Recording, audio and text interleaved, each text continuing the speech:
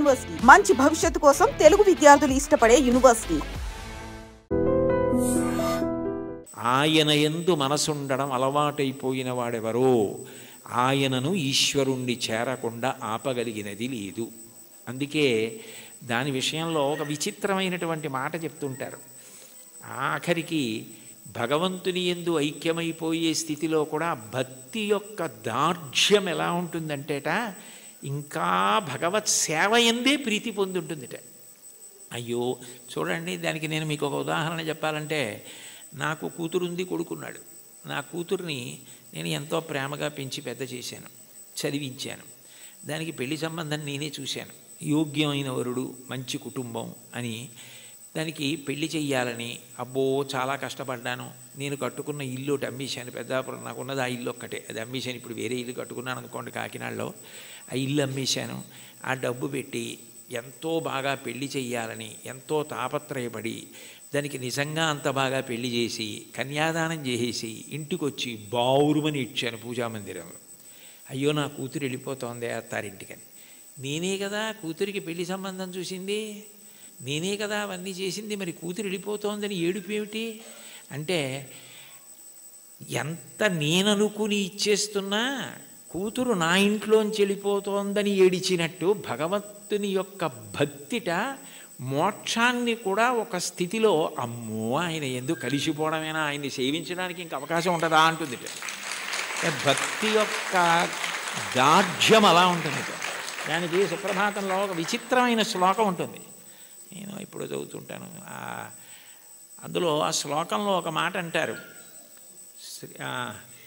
అందులో స్వామివారిని స్వర్గాపవర్గ నిరపేక్ష నిజాంతరంగా కల్పాగమా కలనయా కులతాం లభంతే శ్రీవేంకటాచలపతే తవ సుప్రభాతం అంటారు. స్వర్గాపవర్గ నిరపేక్ష నిజాంతరంగా తద్గోపురాగ్రశిఖరాణి నిరీక్షమాణా. స్వర్గము అపవర్గము, ఉత్తమలోక ప్రాప్తి, మోక్షము ఏమిస్తున్నా కూడాట వెళ్ళిపోతూ వెళ్ళిపోతూ ఆనందనిలయ విమానం చూసి అవన్నీ మాకొద్ది ఇక్కడ ఉంటామంటారట. అంటే భక్తి యొక్క తాత్పర్యం అలా ఉంటుంది. ఆ మనసు భజించి సేవించడానికి అలవాటు పడిపోయిన వాడు పతనం అయ్యేటట్టుగా చూడగలిగినది లోకంలో ఉంటుందా? వాడికి ఆకాశం అడ్డం కాదు, పాతాళం అడ్డం కాదు. పైకి వెళ్ళేవాడికి పాతాళం అడ్డం ఏమిటి? ఎవరికైనా పైకి ఎడుతుంటే ఆకాశం అడ్డం అవ్వాలి, ఇంకోటి అడ్డం అవ్వాలి. పాతాళం అడ్డం ఎలా అవుతుందంటే కింద పడితే పాతాళం అడ్డం అవుతుంది. బాగా కింద పడిపోదాం అనుకున్నానండి, నాకు పాతాళ లోకం అడ్డొచ్చింది అనాలి. ఈశ్వరుణ్ణి చేరాలనుకున్నవాడు పైకి ఎడతాడు కానీ కిందకి ఎడతాడా? అంటే ఒకవేళ ఓ తప్పు చేసి కిందకి వెళ్ళిపోయినా ఈశ్వరుడు వాడిని ఏం బాధ పెట్టడు. వాడిని మళ్ళీ పైకెత్తే పూచి ఆయనే తీసుకుని పైకెత్తుతాడు. అందుకని పాతాళం అవడం అవదు, కింద పడ్డా కూడా వాడికి అంత కింద పడ్డా అంత పైకి ఎక్కుతాడు. దానికి ఉందా అంటే ఉంది. ఉదాహరణ బలిచక్రవర్తే ఉన్నాడు. అంత ఇంద్రుణ్ణి గెలుద్దామనుకున్నవాడు గెలవలేక గురువుగారిని శుక్రాచార్యుల వారిని పట్టుకుని విశ్వజిత్ యాగం చేసి అగ్నిహోత్రంలోంచి బంగారు రథం, గుర్రాలు, గొప్ప గొడుగు, అక్షయబాణ తూణీరాలు, ధనస్సు అన్నీ పొంది ఇంద్రుణ్ణి ఓడించి అంత గొప్పవాడైతే ఇంద్రుడు బృహస్పతి దగ్గరికి వెళ్ళాడు. ఆయన గురువుగారు శుక్రాచార్యుల వారిని ఆశ్రయించాడు. నేను మా గురువుగారు మీ దగ్గరికి వచ్చాను, నేను ఎలా ఓడించాలి బలిచక్రవర్తిని అని అడిగాడు. నేనా శుక్రుడా వదిలేయి, గురువుల అనుగ్రహం పొందిన వాణ్ణి పాడు చెయ్యగలిగిన వాడు ఉండడు. బలమునవానికి వృద్ధి వచ్చే గురువుగారి మాటల వల్ల వృద్ధిలోకి వచ్చాడు. వారి పాటింపకిక మీద వాడి చెడును. ఒకనాడు గురువుగారి మాట వినడవు, అప్పుడు పాడైపోతాడు. అప్పటి వరకు నువ్వు ఎదురు చూడంతే. గురువుగారి మాట వినకుండా ఎప్పుడు ఉంటాడో అప్పటి వరకు ఎదురు చూస్తూ ఉండన్నాడు. గురువుగారి మాట వినకుండా చేయగలిగిన వాడెవరు? ఆ తెలివితేటలు ఒక్క విష్ణువే. అందుకే ఆయన వామనమూర్తిగా వచ్చాడు. వచ్చి 3 అడుగులు చాలన్నాడు. 3 అడుగులు ఏమిట్రా బాబు, నేను మహారాజుని, నువ్వు ఏమైనా అడుగు, గొడుగు, ఆఖరికి నీకు నేను ఏవైనా పెద్ద పెద్దవి ఇస్తాను తప్ప ఇది ఎక్కడి ప్రారంధం, నువ్వేమో 3 అడుగుల నేల ఇమ్మంటా ఏమిటి, 3 అడుగుల నేల అడక్కు, ఇంకేమైనా అడుగు, ఇంకేమైనా అడుగని పాపం ఎన్ని అడిగాడు. వరచేలములో, మాడలో, ఫలములో, వన్యంబులో, గోవులో, హరులో, రత్నములో, రథములో, వివృష్ణాన్నమో, కన్యలో, కరులో, కాంచనమో, నికేతనములో, భూములో, ధరణీఖండమో కాక ఏమడిగేదో ధాత్రి సురేంద్రోత్తమ, ఏం కావాలో అడుగన్నాడు. అబ్బెబ్బే ఒంటివాడ నాకు 1-2 అడుగుల మేరయిమ్ము సొమ్ము మేరయ్యొల్ల కోర్కె తీర బ్రహ్మ కూకటి ముట్టెద దానకుతుక సాంద్ర దానవేంద్ర, నేను ఒంటివాణ్ణి, నాకు 1-2 3 అడుగులు అన్నాడు. 2 అడుగులతో భూమి ఆకాశాలు కొలిచి 1 అడుగు బలిచక్రవర్తి తల మీద పెడతాడు. 1-2 అన్నాడు, 3 అడుగులు అనలేదు. ఇమ్మన్నాడు. ఇస్తానన్నాడు. ఇస్తానంటే శుక్రాచార్యులు వారు పరిగెత్తుకొచ్చారు. ఒరే నాయన, వచ్చినవాడు విష్ణువురా, ఇవ్వకు పాడైపోతామన్నారు. విష్ణువు అయితే మాత్రం నాకు పట్టిన గొప్పతనం ఎవరికి పట్టింది? ఆదిన్ శ్రీసతి కొప్పుపై తనువుపై అంశోత్తరీయంబుపై పాదాబ్జంబులపై కపోలతటిపై పాలిండ్లపై నూత్న మర్యాదంచెందు కరంబు క్రిందగుట ఆపైనా కరంబుంట మేల్ కాదే రజ్యము గిజ్యమున్ సతతమే కాయంబు నా పాయమే. అందరికీ అన్నీ ఇచ్చే లక్ష్మీపతి, లక్ష్మీదేవి ఒంటి మీద చెయ్యేస్తే ఆవిడ అబ్బాని పొంగిపోయేటటువంటి చెయ్యి కింద అవడమా, పైన నేను చెయ్యి పెట్టి ఇవ్వడమా? ఇది చాలు, పోతే పోని అన్నాడు. గురువుగారి మాట తిరస్కరించాడు. పోయింది రాజ్యం అంతా. 3వ అడుగు ఎక్కన పెట్టనన్నాడు. నా సునృతంబుగా నినుడువదు నా జివ్వ బొంకజాల నాకు బొంకు లేదు, నీ 3వ పదము నిజము నా శిరమున నెలవు చేసి పెట్టు ఈశ్వర అన్నాడు. నేను అబద్ధం అన్నాయా? 3వ అడుగు ఇక్కడ పెట్టేయన్నాడు. పాతాళానికి తొక్కేశాడు. అంటే పడిపోయాడా? ఏదైనా పోగొట్టుకున్నాడు, కానీ మాట తప్పకుండా భక్తితో అలాగే నిలబడ్డాడు. ఆ భక్తికి ఆయన ఏం చేశాడు? తాత్కాలికంగా నువ్వు అలా ఉంటావు, కానీ సావర్ణి మనువు వేళకు దేవేంద్రుడుండకు నితడు దేవతలకు దుర్భాసితమకు నాచోటికి రావింతును అందు మీద రక్షింతు దయన్. నేను సావర్ణి మనువు వేళకి ఇతన్ని నేను దేవేంద్రుణ్ణి చేస్తాను. అప్పుడు ఎవరు ఇతన్ని ఏం చేయరు. ఇతను పాతాళంలో ఉన్నా నా సుదర్శన చక్రం కాపాడుతుంది, రోగాలుండవు. ఇతన్ని ఎవ్వరూ ధిక్కరించడానికి వీల్లేదు. ఇతను దేవేంద్ర పదవి అయిపోయిన తర్వాత చూడ్డానికి కూడా వీలు కాని వైకుంఠానికి ఇతన్ని పిలిపించి నా యందు ఐక్యం చేసుకుంటానని వరం ఇచ్చాడు. పాతాళానికి పోతే మాత్రం ఏమైనా అడ్డమైందా? మళ్ళీ ఎగిరి ఎంత దూరం వెళ్ళాడు, ఏ స్థాయికి వెళ్ళాడు? భగవంతుని యందు భక్తి నిలబడినది నిజమైతే నిన్ను అడ్డగలిగినది లేదు. అటువంటి వాడికి కైలాసమే కనపడినా, బ్రహ్మలోకమే కనపడినా, త్రోవలో వెళ్ళిపోతున్నప్పుడు ఒక వ్యక్తి దాహం తీర్చుకోవడానికి ఆగి ఒక్కసారి చలివేంద్రంలో నీళ్లు తాగి వెళ్ళిపోయినట్టు ఆగి చూసి వెళ్ళిపోయే లోకాలే తప్ప అబ్బాయి ఇవి బాగున్నాయని వాడు ఆగిపోడు. అవే బ్రహ్మలోకం. కైలాసాదులు కూడా ఆయనకి త్రోవలోకి వచ్చినా, అమరావతి వచ్చినా, స్వర్గమే వచ్చినా ఆయన ఆగడం. ఎందుకంటే ఆయన దృష్టి అంతా ఎప్పుడూ భగవంతుని యందు రమిస్తూ ఉంటుంది, ఆయన ఎందే కలుస్తాడు. దానికి కావలసినది సద్గురు బోధ అంటారు. చెప్పకుండా చెప్పడం, అన్యాపదేశోపదేశము అని పైకి చెప్పకుండా చెప్పడం. నేర్చుకోవలసినది ఏమిటంటే ఎప్పుడూ భగవంతుణ్ణి స్మరించగలిగినటువంటి మనసుని నీలో నువ్వే పెంపొందించుకో. ఉద్ధరేణ ఆత్మనాత్మానం ఆత్మానవసాదయేత్ ఆత్మైవరాత్మనా బంధు ఆత్మైవ రిపురాత్మన. నిన్ను నువ్వు ఉద్ధరించుకోవాలి. నీకు ఆకలిస్తే నువ్వు అన్నం తినాలి, నీకు నిద్ర వస్తే నువ్వు నిద్రపోవాలి. నిన్ను నువ్వు ఉద్ధరించుకోవాలి. నీకు నువ్వే మిత్రుడు, నీకు నువ్వే శత్రువు.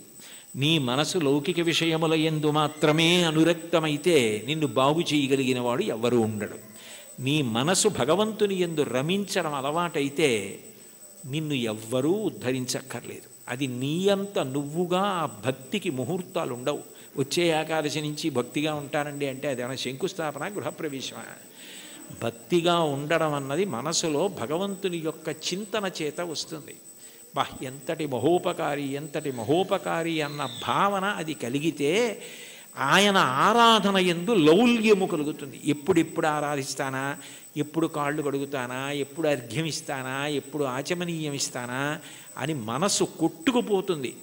అర్చాలౌల్యా సంతతం చంద్రమౌళే పౌనఃపుణ్యం విష్ణునాంనాంచ పాఠ ఏకం చాసౌ బోధతే దేవతానాం అంటారు మహాస్వామి వారి గురించి. అటువంటి స్థితి కలుగుతుంది. కాబట్టి అటువంటి వాడికి ప్రతిబంధకమేది, ఆపగలిగినది ఇది, అది నేర్చుకో అని చెప్పడం అన్యాపదేశం, ఉపదేశం. అంత గొప్ప కీర్తన. పరమ భాగవతోత్తములై భగవంతుడిని చేసిన స్తుతి పాఠాలలో కూడా ఇటువంటివి పద్యాలు, శ్లోకాలు కనపడుతుంటాయి.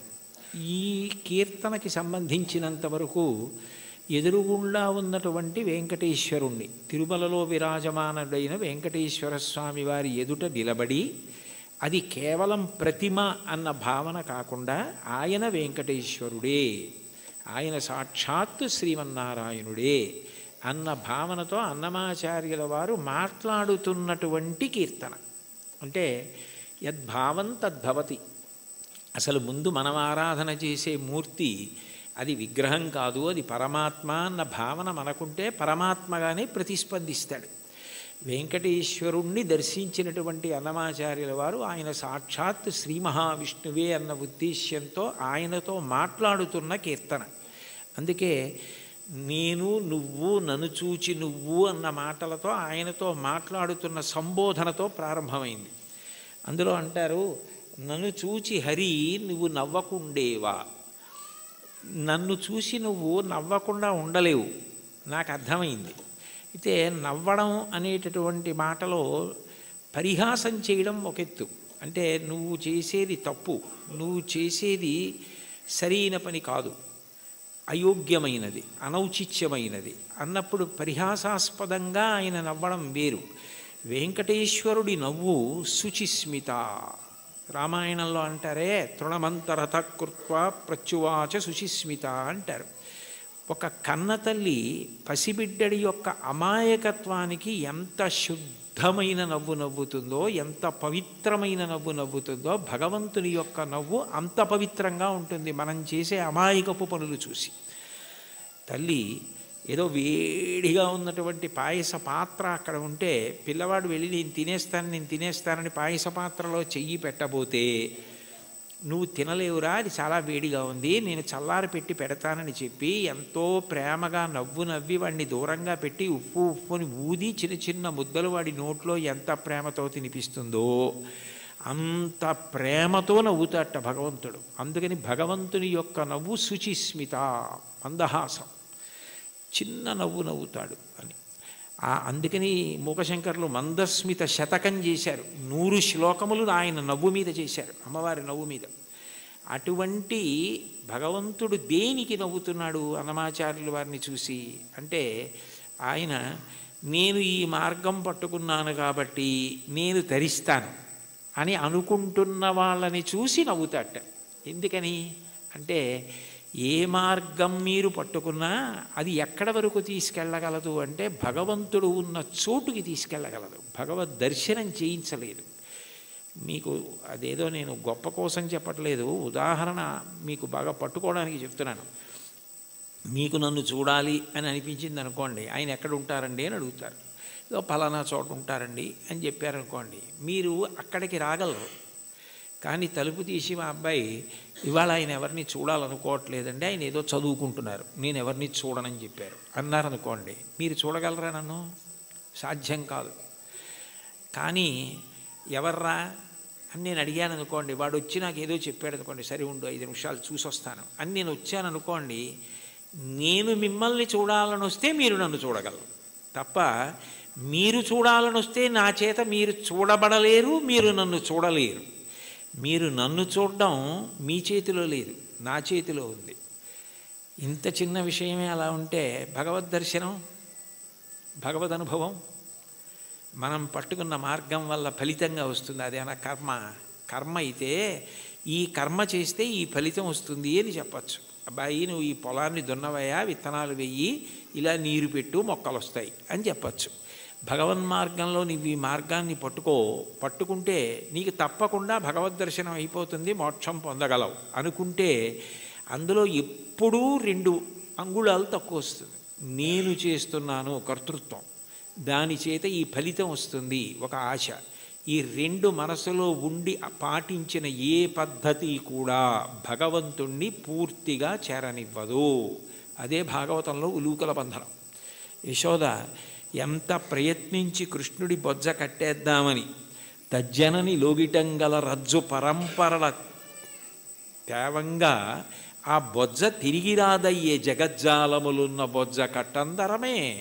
ఇన్ని తాళ్ళొచ్చి ముళ్ళేసి చుట్టూ తిప్పినా 2 అంగుళాలు తక్కువ వస్తూనే ఉంది.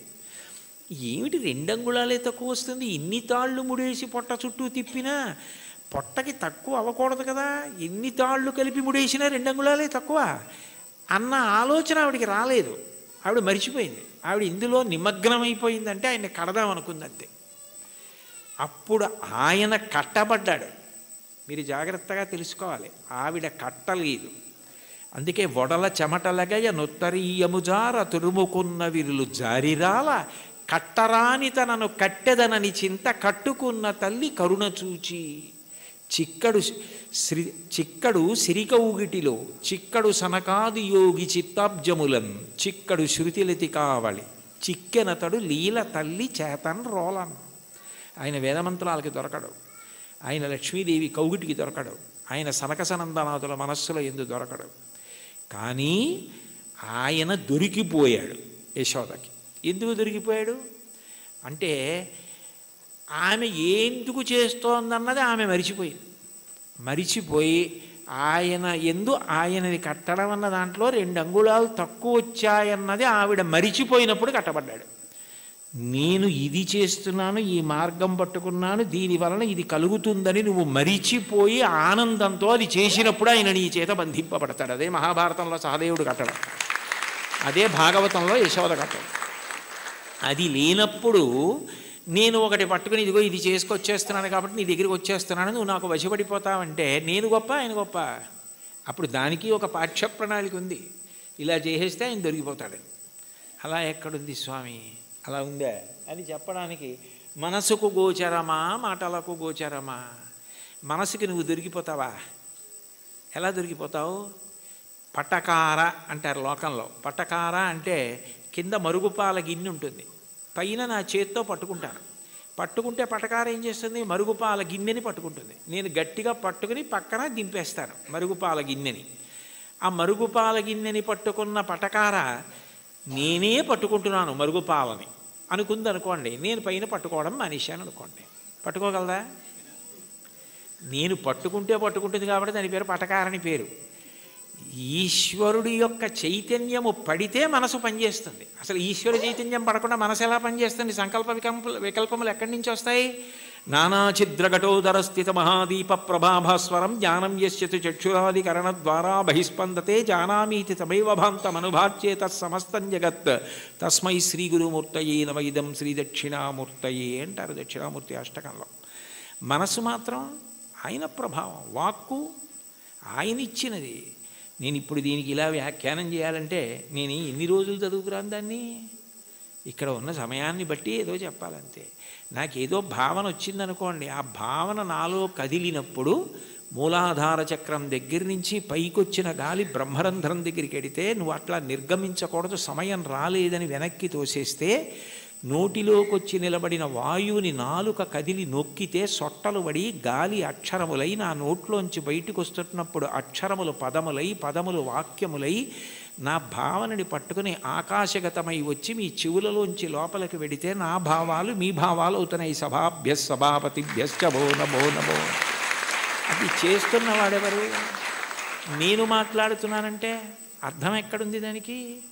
ఇది నేను వెళ్ళిపోయిన తర్వాత నేనే చెప్పాను వ్యాఖ్యానం అంటే ఇది అది చెప్పింది, నేను చెప్పింది అది చెప్పింది. ఇది నాకు మైకు, నేను ఆయనకి మైకు. లోపల నుండి ఆయన చెప్తే నేను మైకు తప్ప నేను చెప్పడం ఏమిటి?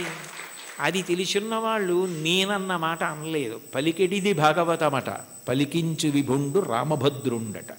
నే పలికిన భవహరమవునట, పలికెద వీరుండుగాథ పలుకగనేలా. నా స్వాతంత్రం ఎందుకు? ఆయన ఏది పలికిస్తే అది పలుకుతాడు తప్ప నేనన్నది ఏం లేదన్నారు పోతన గారు. ఏమిటి అంత భాగవతాన్ని ఆంధ్రీకరించిన మహానుభావుడు. కాబట్టి దీనికి ఇది మార్గం అన్నది ఎక్కడుంది అసలు? ఈ మాటల చేత ఆయన వశపడిపోతాడు. నేను ఇన్ని ప్రవచనాలు చేశాను కాబట్టి నేను ఖచ్చితంగా భగవంతుణ్ణి చేరిపోతాను అని ఎట్లా చెప్తావు? ఆయన అనుగ్రహం నీ చేత మాట్లాడించింది.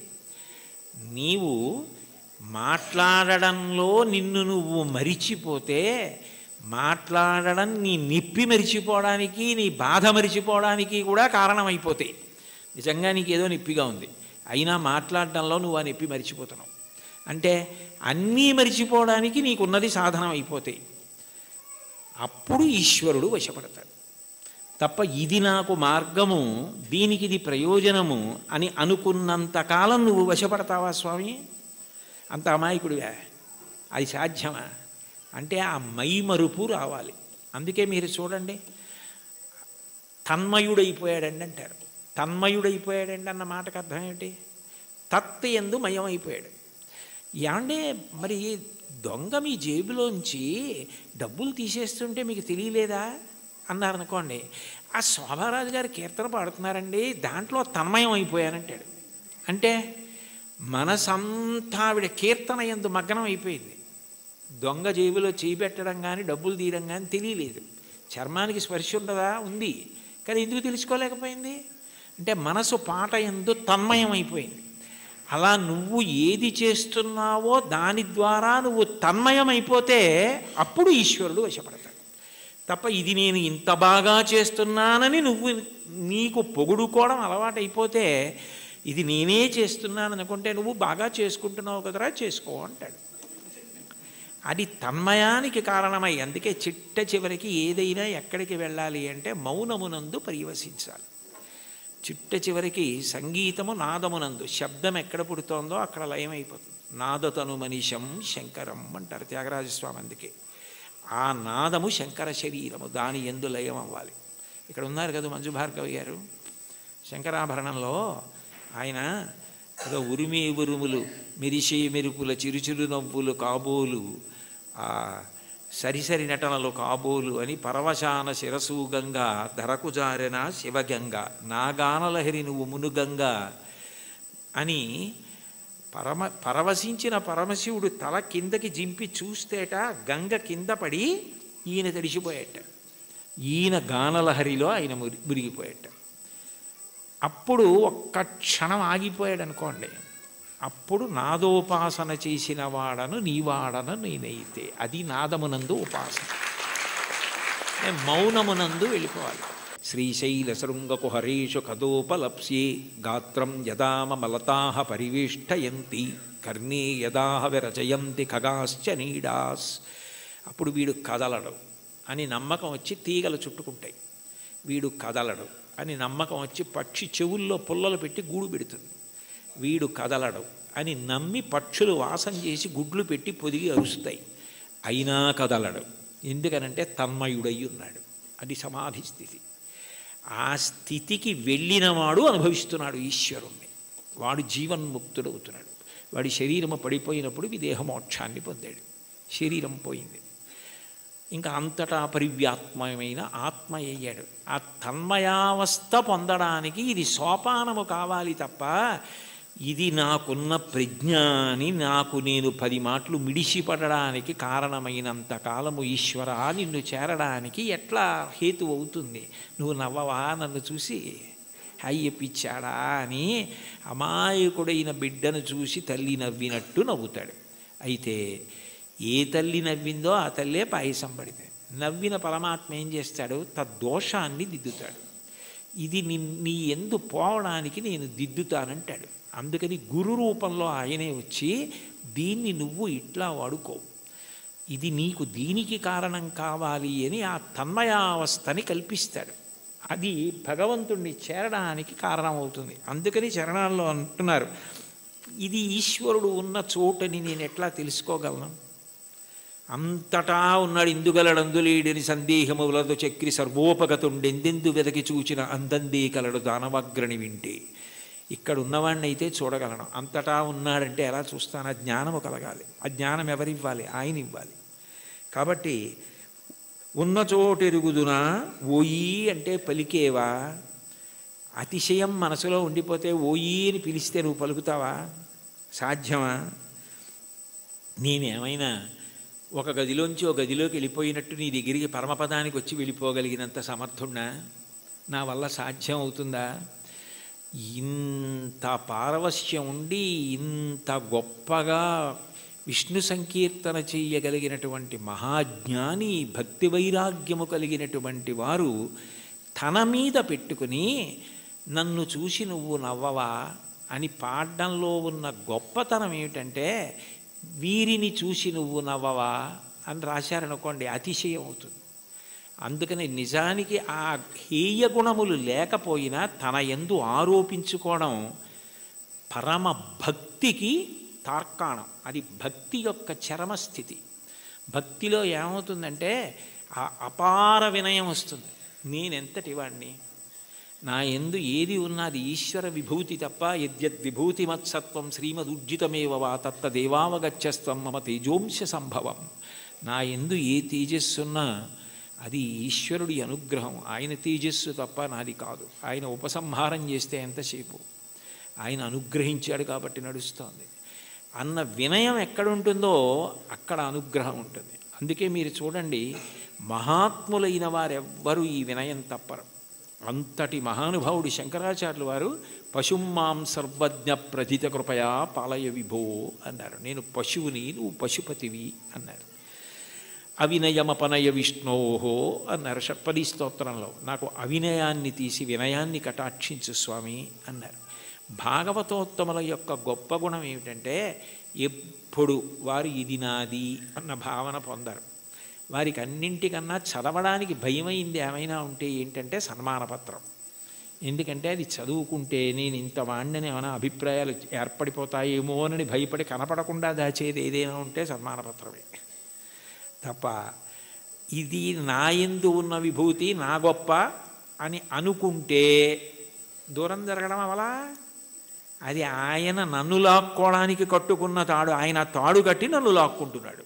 అంటే రాగస్వరూప పాశాఢ్య, ఈ రాగము తీసి ఆవిడ భక్తిపాశం వేసి తన దగ్గరికి లాక్కుంటోంది. నాకేముంది, ఏమీ లేదు, నేనేం పెద్ద చదువుకోలేదు, మహావిద్వాంసుణ్ణి గాను, సమస్త శాస్త్రములు తెలిసున్నవాణ్ణి గాను, అయినా వీడెలా తరించాలి? అందుకని వీడికి ఏదో 4 మాటలు మాట్లాడడం అన్న లక్షణాన్ని ఇస్తే తగుదునమ్మా అని బయలుదేరుతాడు. ఏదో 1.5 గంట మాట్లాడతాడు. ఇది అడ్డు పెట్టి నా దగ్గరికి లాక్కుంటానని ఆయనే ఆ పాశం వేసి తన దగ్గరికి లాక్కుంటున్నాడు. ఇదంతా నాదే అంటే నేను మాట్లాడకపోతే ఈ మైక్ ఎంతో, ఆయన మాట్లాడకపోతే నేను అంతే. అది తెలుసుకుంటే చాలు. ఆ వినయాన్ని ప్రతిపాదించి ఈశ్వరుణ్ణి చేరడానికి మార్గములు కావు.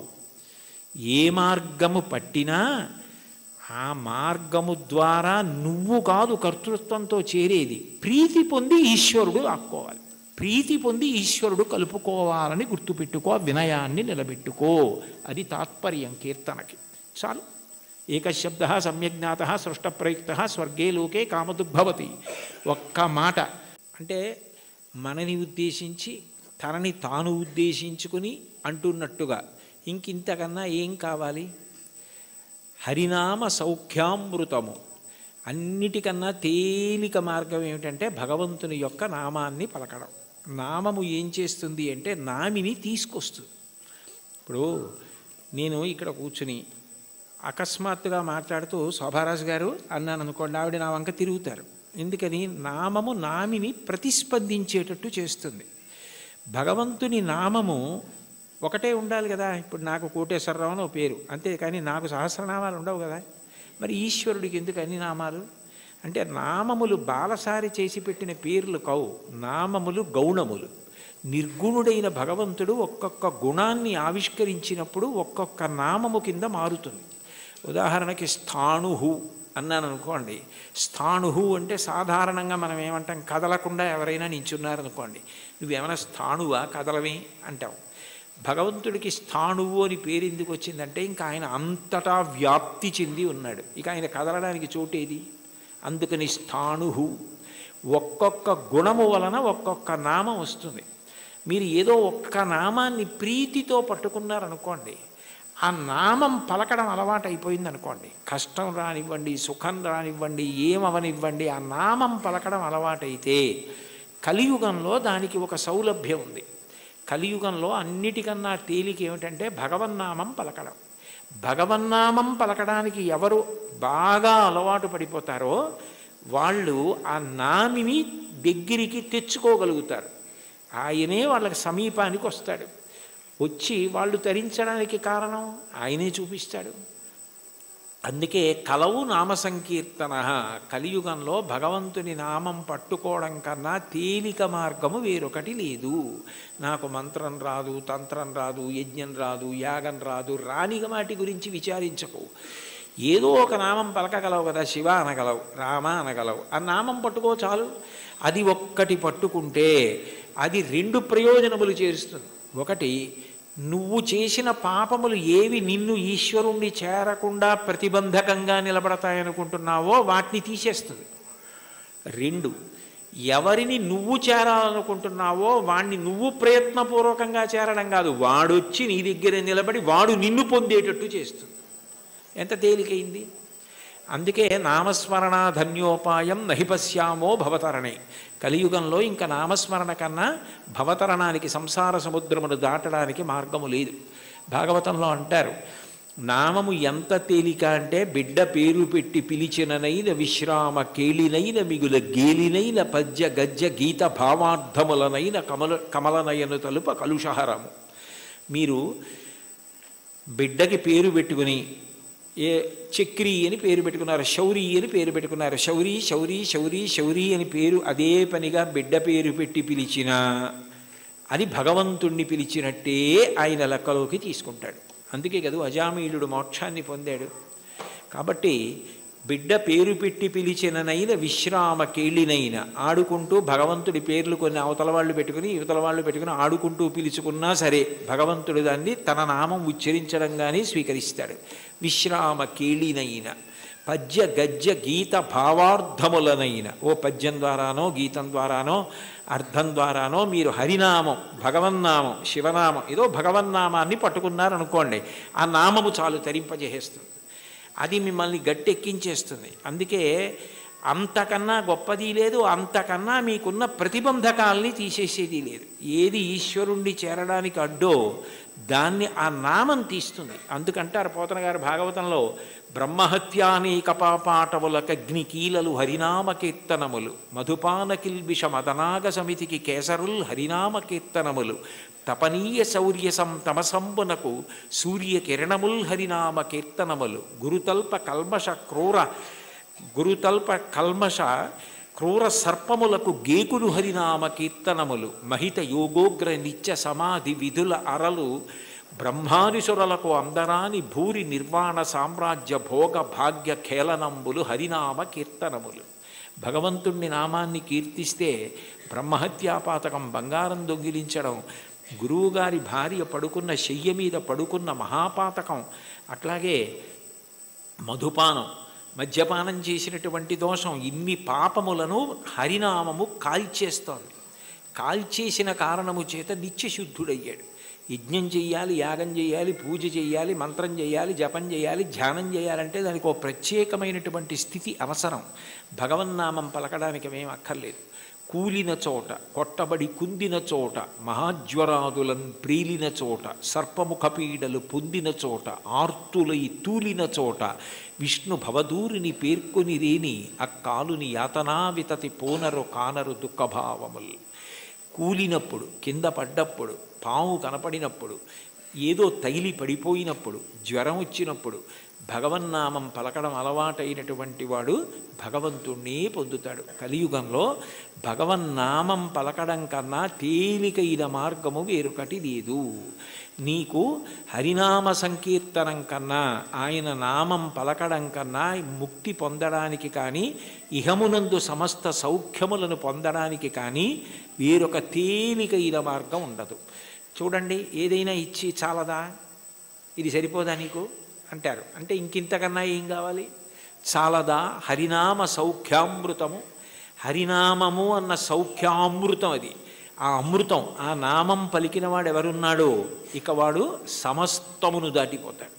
అందుకే బ్రతికియున్నన్నాళ్ళు నీ భజన తప్పను కాని మరణకాలమునందు మరతునేమో, ఆ వేళ యమదూతల ఆగ్రహంబున వచ్చి ప్రాణముల్ పెకలించి పట్టునప్పుడు కప వాత పైత్యముల్ కప్పగా శ్రమచేత కంపముద్భవమంది కష్టపడుచు నారాయణాయంచుని నా జిహ్వతో నిన్ను పిలుతునో శ్రమచేత పిలువలేను, నాటికిపుడి నీ నామస్మరణ చేతు చివునిడవయ్య భూషణ వికాస శ్రీధర్మపుర నివాస దుష్ట సంహార నరసింహ దురిత దూర అంటారు.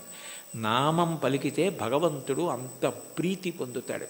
కలియుగంలో నామం చెప్పడం ఇల్లు తుడుచుకోవడం లాంటిది. దుమ్ము పడ్డా పడకపోయినా 2 పూట్ల ఇల్లు ఎలా తుడుచుకుంటారో అట్లా రోజు కాసేపు భగవన్నామం చెప్పడం అలవాటైతే వాడు తరించడానికి అది మార్గం అవుతుంది. అందుకే కంచి కామకోటి పీఠాధిపత్యం వహించిన మహాపురుషులు అపర శివావతారులు నడిచే దేవుడిని పేర్గాంచిన 68వ పీఠాధిపతులు శ్రీ శ్రీ శ్రీ చంద్రశేఖరేంద్ర సరస్వతి మహాస్వామి వారు పెద్ద పెద్ద సభలలో వేల జనం మేము డబ్బిస్తాం, పళ్ళిస్తాం, బట్టలు ఇస్తామంటే అవేమీ వద్దు, ఈ పేద సన్యాసి మీ నుంచి కోరుకున్నది మీరు ఇవ్వగలిగినది అడుగుతాడు, అందరూ ఇవ్వగలరు, ఇస్తారా అని అడిగేవారు. ఒక రోజులో 2 నిమిషాల సమయం నాకు ఇచ్చేయండి, ఆ సమయం మీది కాదు కాబట్టి ఆ 2 నిమిషాలు భగవన్నామని చెప్పండి చాలదేవారు. అంటే భగవన్నామం అంత గొప్పది. భగవన్నామం క్రమంగా జ్ఞానం వైపుకి తీసుకెడుతుంది. మీరు రోజు నామాలు చెప్పుకోవడం అలవాటైందనుకోండి, లలితా సహస్రం రోజు చదువుతుంటే కొన్నాళ్ళు పోయాక ఎందుకు అమ్మవారి నామాల్లో రాగస్వరూప పాషాఢ్య క్రోధాకార అంకుశోజ్వల మనోరూపేక్షుకోదండ పంచతన్మాత్రసాయక ఏమిటి ఆ నామాలకు అర్థం అని తెలుసుకోవాలనిపిస్తుంది. ఆ నామాలకు అర్థం తెలిస్తే తత్వం తెలుస్తుంది, తత్వం తెలిస్తే పరవశం కలుగుతుంది, పరవశం కలిగితే మీరు మిగిలినది మర్చిపోతారు. అక్కడ ఈశ్వరుని యొక్క అనుగ్రహం. దానికి నేను ఒక ఉదాహరణ చెప్పాలి అంటే, మీకు లలితా సహస్రం అర్థం బాగా తెలిసిందనుకోండి, మీరు చదువుతున్నారు లలితా సహస్రం, నవచంపక పుష్పాభనాసాదండ విరాజిత అనో, లేకపోతే ఏదో అమ్మవారి యొక్క కబరీబంధంలో తిరుగుకునేటటువంటి పువ్వులు ఉంటాయి కదా, ఆ పూల దండ గురించో ఏదో మీకు ఆ నామం వచ్చింది. వచ్చేటప్పటికి చంపకాశోక పున్నాక సౌగంధిక లసత్కచ అని నామం వచ్చింది. మీకు అమ్మవారి నల్లటి కబరీబంధం, దాని మధ్యలో ఉన్న చూడామణి, తలకి అటు ఇటు పెట్టుకున్న సూర్యచంద్రులు, పాపటలో పెట్టుకున్న కుంకం, ఆవిడ ఇలా పెట్టుకున్నటువంటి ఆ చూడామణితో కూరుకున్నటువంటి ఆభరణ విశేషం, అమ్మవారి కబరీబంధంలో పెట్టబడినటువంటి సింహాచల సంపంగి పూల దండ, అశోక పుష్పాల దండ, ఇవన్నీ కనపడి ఆ కబరీబంధం వంక మనసు నిలబడిందనుకోండి, మీకు తెలియకుండా మీరు ఏం చేస్తారంటే తర్వాత నామని చెప్పలేరు. చంపకాశోక పున్నాక సౌగంధిక లసత్కచ, చంపకాశోక పున్నాక సౌగంధిక లసత్కచ, చంపకాశోక పున్నాక సౌగంధిక లసత్కచ అంటుంటారంటే మీ మనసంతా కూడా అమ్మవారి కబరీబంధమునందు లయమైపోయింది. ఆ కొప్పు ముడిని చూస్తూ అప్పుడు భార్య ఎవరో అటువైపు వచ్చి, ఏమిటి ఈయన ఇవాళ లలితా సహస్రం ఇదే నామని చెప్తున్నారు, మరిచిపోయారా ఏమిటా అని, కురివిందమణి శ్రేణి కనత్కోటి రమండిత అందనుకోండి, పాడు చేసేసావేనా ధ్యానం అంటే. అంటే అక్కడ మనసు లయమైంది, ఇంకా మిగిలినవి ఏవి గుర్తు రావట్లేదు. అమ్మవారి కబరీబంధ దర్శనం చేస్తున్నాడు. నామాల యొక్క అర్థం తెలిసిందనుకోండి, అదే భగవత్తత్వం. ఆ భగవత్తత్వం తెలిసిందనుకోండి పరవశం, పరవశమే మీ యొక్క ధ్యాన స్థితికి కారణం. అప్పుడు ఏమవుతుందంటే మీకు ఏది చూస్తున్నా నామవైభవము, ఆ ఈశ్వర తత్వం మీ యందు ప్రకాశిస్తూ మీకు గొప్ప ఆనందాన్ని ఇస్తాయి. చాలదా హరినామ సౌఖ్యామృతము, అది మీకు ఏమి ఇవ్వలేదు కనుక మీకు ఏదైనా ఇస్తుంది. ఇది ఒకటి హరినామమింతైన చాలదా చెదరకి జన్మముల చెరలు విడిపింప. ఇన్ని జన్మాలు ఒకటా రెండా, నానానేక పయూధముల్ వనములోనన్ పెద్ద కాలంబు సన్మానింపం దశలక్ష కోటి కరణీనాథుండనయ్యుండి మద్దానంభ పరిపుష్ట చందన లతాంత ఛాయలందుండలేక నీరాశ ఇతేల వచ్చిది భయం బిట్లో కది ఈశ్వర అంటాడు గజేంద్రుడు. 10 లక్షల కోట్ల భార్యలు నాకన్నాడు. అంటే నిజంగా అప్పుడే ఎన్ని జన్మలిత్తానో, ఎంతమంది భార్యలో, ఎంతమంది పిల్లలో, పునరపి జననం పునరపి మరణం పునరపి జననీ జఠరే చైనం జిహ సంసారే బహుదుస్తారే కృపయాపారే పాహిమురారే. ఆ జన్మ పరంపర నుంచి విడిపించడానికి ఒక్క నామం చాలదా? చాలదా హరినామ సంకీర్తనము. మదినొకటి హరినామమింతైన చాలదా 10,000 నరక కోపముల వెడలింప. 10,000 నరక కోపముల యందు పడవలసిన పాపాలు తీసేయడానికి ఒక్క నామ సంకీర్తనం చాలు. ఎంత పెద్ద దూది పర్వతమైనా కాలిపోవడానికి ఒక్క నిప్పు రవ్వ చాలు, ఒక్క నామం చాలు, ఎంత సంచితమైన దగ్ధమైపోతోంది. కలదొకటి హరినామ కనకాద్రి చాలదారి బంగారు కొండ. తొలగుమని దారిద్ర్య దోషంబు చెరచ. లేదన్న బాధ పాపము వలన వస్తే పాపమును తొలగించడానికి ఆ నామం చాలు. తెలివొకటి హరినామ దీపమది చాలదా కలుషంపు కఠిన చీకటి పారద్రోల.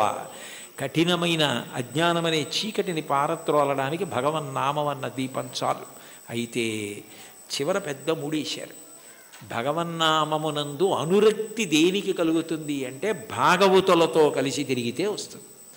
వాళ్ళు ఎప్పుడూ భగవన్నామని చెప్పుకున్నంత పరవశించిపోతాడే, ఆయనతో ఉంటే ఎప్పుడు ఆ భగవత్కథలు భగవద్వైభవం అలా తలుచుకు మురిసిపోతూ ఉంటాడని మనకి కూడా అబ్బుతుంది. అందుకని కావలసింది ఏమిటంటే సత్సంగం, సత్పురుషుల సహవాసం. వాళ్ళని మనం గుర్తుపడతాం, కానీ వాళ్ళు మనని గుర్తుపెట్టి పేరు పెట్టి పిలిస్తే అంతకన్నా గొప్పతనం లేదు. అంటే సత్పురుష సహవాసం అంత గొప్ప సుమా. కాబట్టి సొగసి విభుని దాసుల కరుణ చాలదా. సత్పురుష సహవాసము చేత నామమునందు తాదాత్మ్యత కలుగుతుంది. ఇది నాకు కావాలి. ఆ నామమును పట్టుకోండి చాలు. అంటే చాలా తేలిక మార్గాన్ని ఇందులో ఉపదేశం చేసి, అబ్బాయి చాలా చిన్నది ఇచ్చాను అనుకుంటున్నావా, ఇది చాలదా, ఇంకింతకన్నా ఏమిటో, ఇంకింతకన్నా ఏం లేదు, ఎంత బాగా మాట్లాడారో, ఎంత అనునయంగా మాట్లాడారో, చాలదా. అన్నమాచార్యుల వారి వంటి వాగ్గేయకారులు ఈశ్వర కటాక్షం చేత పొందిన విద్య, వారికి తెలియని సంప్రదాయం, వారికి తెలియని పురాణ సంబంధమైన విషయాలు, వారికి తెలియని ఆరాధన రహస్యాలు ఉండే అవకాశం ఉండదు. అందుకే వారు ఏ ప్రధాన భావనతో ఒక కీర్తనని రచన చేయడం ప్రారంభం చేశారో దానికి సంబంధించిన విషయాన్ని సమగ్రంగా కీర్తనలో ప్రతిపాదించగలుగుతారు. మీరు ఈ కీర్తనని పరిశీలిస్తే ఆయన కొండలలో నెలకొన్న కోనేటి రాయడువాడు అని ప్రారంభం చేశారు.